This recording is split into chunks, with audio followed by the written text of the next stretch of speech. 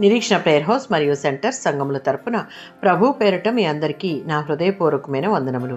ఈరోజు దేవుని వాగ్దానం హెబ్రీలకు రాసిన పత్రిక 4వ అధ్యాయం 12వ వచనం. హృదయం యొక్క తలంపులను ఆలోచనలను శోధించుచున్నది.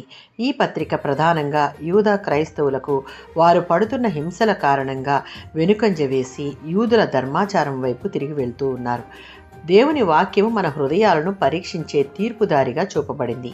దేవుని వాక్యం జీవం గలది, మన జీవితాలలో పనిచేస్తుంది, జీవితాలను మార్చగలదు, బలహీనులను బలవంతులను చేస్తుంది.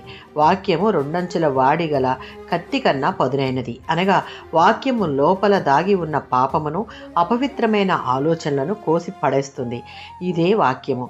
ఎవరూ చూడలేని హృదయం యొక్క అంతరంగము, అందులో ఉన్న తలంపులు ఆలోచనలను శోధించి దేవుని చిత్త ప్రకారము చేయుటకు నడుచుటకు హృదయాన్ని సిద్ధపరుస్తుంది. ఇర్మియా గ్రంథం 23వ అధ్యాయం 29వ వచనం.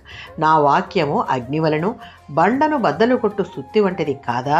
ఈ వచనం వాక్యం ఎంత శక్తి గలదో మనకు వివరిస్తుంది. 119వ సంకీర్తన 105వ చరణం. శక్తిగల ఈ వాక్యము దేవుని యందు భయభక్తులు కలిగి దేవుని చిత్తానికి లోబడి జీవించే వారి జీవితాలకు, వారి మార్గాలకు దీపముగా ఉండి దేవుడు ఏర్పరిచిన మార్గంలో నడిపించే మార్గదర్శిగా ఉంటుంది.